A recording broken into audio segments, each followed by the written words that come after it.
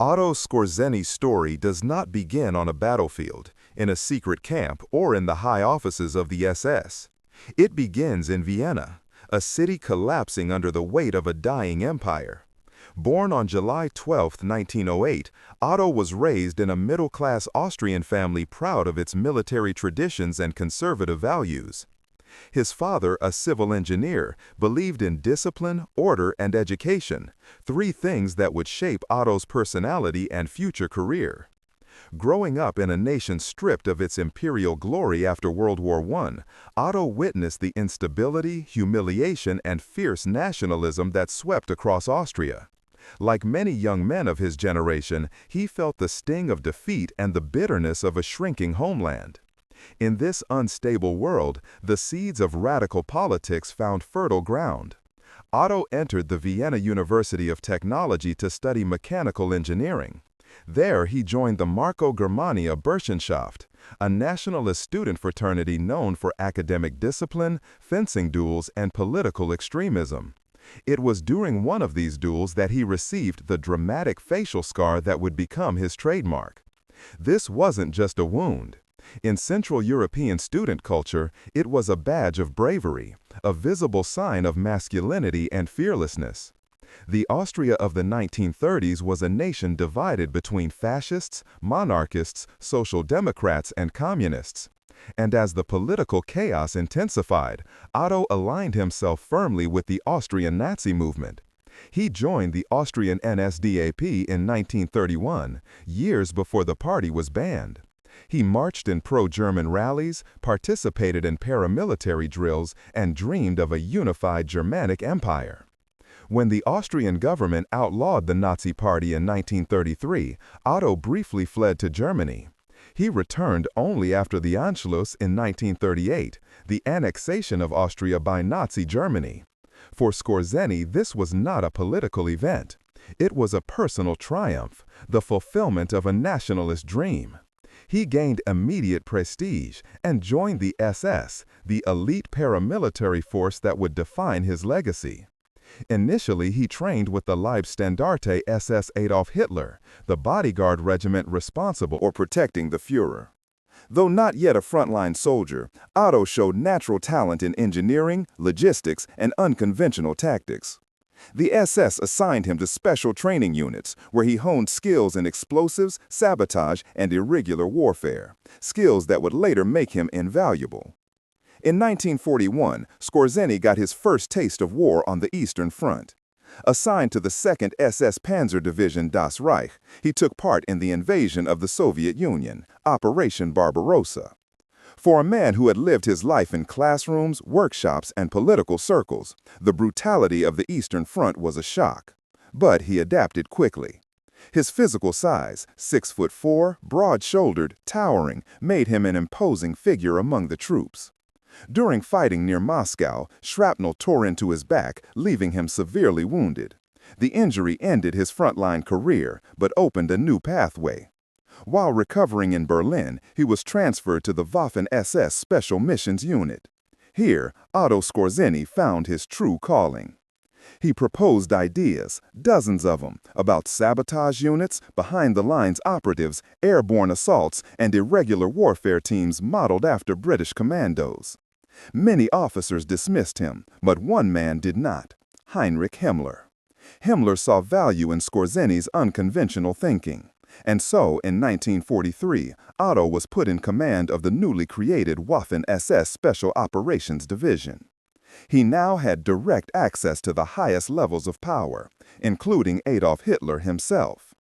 The stage was set, and soon Otto Skorzeny would perform the mission that changed his life forever, turning him from an obscure officer into the most famous commando in Nazi Germany.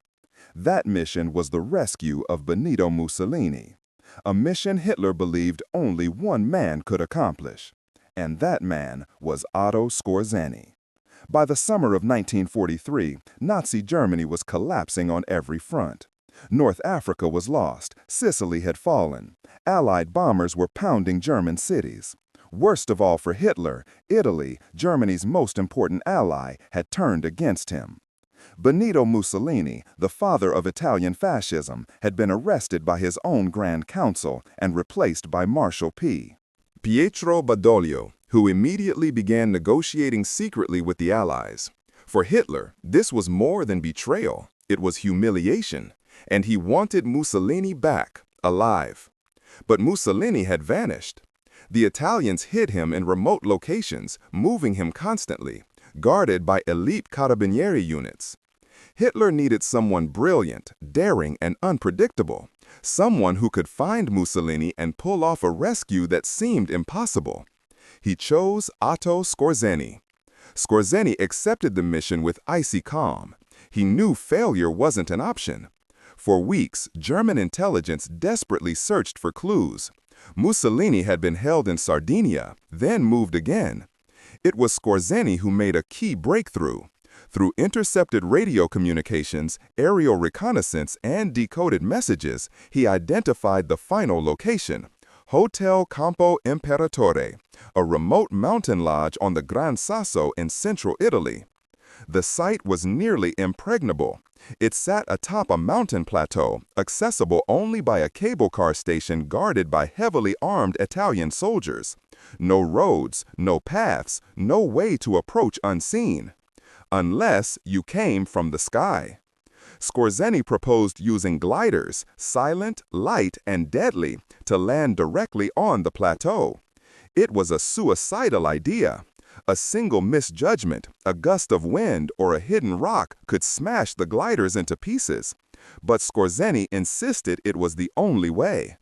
On September 12, 1943, Operation Oak began. 10 DFS-230 gliders were released from tow planes thousands of feet above the Apennines. They descended silently, slicing through the mountain air. Skorzeny rode in the lead glider, guiding the formation with a Mac strapped to his leg, praying that the plateau was wide enough for landing. Then came the moment. The plateau rose beneath them, uneven, rocky, dangerously narrow. The gliders hit hard, bouncing violently. Skorzeny's glider crashed into the ground, snapping its landing skid. But miraculously, all 10 gliders survived. The Italians were stunned. Before they could react, Skorzeny and German paratroopers stormed the lodge. In seconds, the guards were surrounded. No shots were fired. Mussolini was found in his room, pale, exhausted, and confused. Skorzeny burst through the door. "Il Duce," he said, "I have come to rescue you on the orders of Adolf Hitler." Mussolini stared at him in disbelief, then relief. "I knew my friend Hitler would not abandon me," he whispered. The extraction was even more dangerous. A tiny Faisler Fi-156 Storch aircraft, designed for short landings, arrived to take Mussolini off the mountain. But the aircraft was never meant to take off from such a short plateau with 2 large men aboard. Skorzeny, enormous and heavy, insisted he fly with Mussolini, even though it pushed the plane over its weight limit. The pilot protested. Skorzeny ignored him and wedged himself inside. The plane began its takeoff run, bouncing, struggling, inches from disaster. At the cliff's edge, it finally lifted, clearing the mountaintop by a few feet. It soared into the sky. Mussolini was safe. Hitler was ecstatic. The Nazi propaganda machine exploded with the story. Newspapers proclaimed Skorzeny the most dangerous man in Europe. Posters celebrated him as the hero who had struck back against Italian treachery. Hitler awarded him the Knight's Cross and elevated him to near-mythic status. For Skorzeny, the Mussolini rescue was more than a military success. It was his transformation into a legend, a symbol of Nazi daring, loyalty, and audacity. But the mission came with consequences. Skorzeny believed the propaganda too much. He began to see himself not as a soldier, but as a man capable of reshaping history from the shadows. Hitler noticed this confidence and soon gave him a new mission, one even stranger and more controversial. A mission that would turn Skorzeny from a hero into a phantom. A mission known as Operation Grafe. By late 1944, Germany was on the brink of collapse. The Allies had liberated Paris, crossed the German border, and were preparing to push into the industrial heartlands of the Reich. Hitler, refusing to surrender, devised a desperate counterattack, a massive offensive through the Ardennes forest, meant to split the Allied armies and recapture Antwerp. The plan became known as the Battle of the Bulge. But Hitler had a unique role in mind for Otto Skorzeny, one inspired by Amuya. American fixation on sabotage and espionage. Skorzeny was ordered to create a special unit of English-speaking soldiers who would infiltrate Allied lines dressed in American uniforms using captured American vehicles, Jeeps, and Shermans. Their mission: sabotage bridges, switch road signs, spread false orders, cut communications, and create total confusion behind enemy lines. It was called Operation Grafe. Skorzeny gathered 2,500 men, but only a few spoke fluent English. Many could barely pronounce the letter R correctly, let alone imitate American slang. Still, the operation moved forward. Captured American equipment was repainted with German markings hidden beneath removable camouflage. On December 16, 1944, as the Battle of the Bulge erupted, Skorzeny's disguised units crossed into enemy territory. Some succeeded in causing chaos, moving road signs, redirecting tanks the wrong way, and spreading rumors of assassins hunting Eisenhower. The panic in the U.S. Army was enormous. American troops began interrogating each other with trivia questions about baseball teams and state capitals. Even General Omar Bradley was detained. The psychological success was undeniable, but militarily, Operation Grafe achieved little. Most of Skorzeny's men were captured or killed. Those caught in U.S. uniforms were tried as spies and executed. Under international law, wearing the enemy's uniform during combat was a war crime. Skorzeny knew what awaited him. When the war ended, he surrendered to the Americans voluntarily. He was taken to the Dachau military tribunal, charged with ordering his men to fight in enemy uniforms. The death penalty loomed. But Skorzeny was prepared. Acting as his own lawyer, he argued that his men used American uniforms only for infiltration, not for actual combat, a claim disputed by many, supported by a few. The turning point came when British and American officers testified that Allied commandos had used similar tactics earlier in the war. The tribunal acquitted him. But freedom didn't come. He was held in prison during denazification proceedings. Then, in 1948, Otto Skorzeny simply walked out. According to witnesses, he put on an American uniform, howled forged papers, and strolled past the guards. Some claimed the guards helped him. Others whispered that U.S. intelligence wanted him alive. The truth remains murky.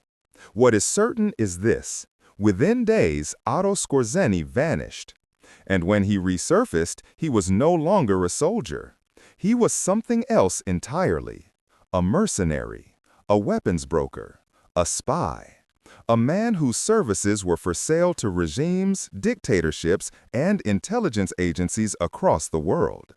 The legend of Europe's most dangerous man was entering a new and darker chapter. After his escape, Skorzeny fled to Spain, where Francisco Franco welcomed former Nazis with open arms. In Madrid, Skorzeny reinvented himself as a businessman. He founded engineering companies, gained wealth through construction contracts, and mingled with the Spanish elite. But this was only the surface. Behind the scenes, he became a key figure in a secret network of ex-SS officers, arms dealers, former Nazi scientists, and Cold War intelligence operatives. Egypt hired him to train soldiers and reorganize its security services under President Gamal Abdel Nasser. Argentina used him as a military advisor. Fascist groups across Europe considered him a patron. Intelligence agencies, including the CIA, BND, and reportedly even Eastern Bloc services, sought information from him. But the strangest chapter came from Israel. In the early 1960s, Mossad launched Operation Damocles, targeting former Nazi scientists helping Egypt build missiles. According to several declassified sources, Mossad approached Skorzeny in Madrid. They offered him a deal: remove his name from Mossad's kill list in exchange for information. Shockingly, Skorzeny agreed. He allegedly provided names, addresses, and details of former SS engineers working in Egypt. Some reports claim he even participated in personal meetings with Mossad agents. Fact or legend, this revelation remains one of the most bizarre twists in post-war intelligence history. The idea that Hitler's favorite commando worked with the State of Israel. Throughout the 1950s and 60s, Skorzeny lived multiple lives at once: mercenary advisor, arms broker, political fixer, intelligence contact. His memoir authors, published in 1950, portrayed him as a professional soldier who avoided ideology. Many historians disagreed, but his legend only grew. In the 1970s, cancer began consuming his body. He underwent surgery in 1973, but continued to appear in public, still tall, still scarred, still carrying the aura of a man who survived half a dozen lives. On July 5, 1975, Otto Skorzeny died in Madrid at the age of 67. He was cremated and buried in Vienna. At his funeral, former SS comrades gave him the banned Nazi salute. Even in death, he remained controversial. Otto Skorzeny's life was a chain of contradictions: Nazi commando, international mercenary, Cold War operative, possible Mossad collaborator, and shadow diplomat.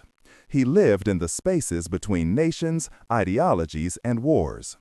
To some, he was a hero of daring missions. To others, a ruthless opportunist. To historians, he remains one of the most enigmatic figures of the 20th century. What is certain is this: from the mountaintops of Gran Sasso to the deserts of Egypt, from the forests of the Ardennes to the secret safe houses of Madrid, Otto Skorzeny lived a life shaped by war, espionage, and survival. He was a soldier who became a symbol, a commando who became a myth, and a man whose shadow touched every corner of the Cold War. If you enjoyed this story, give the video a like, subscribe to the channel, and hit the bell so you never miss new historical investigations. Thank you for watching. Until next time.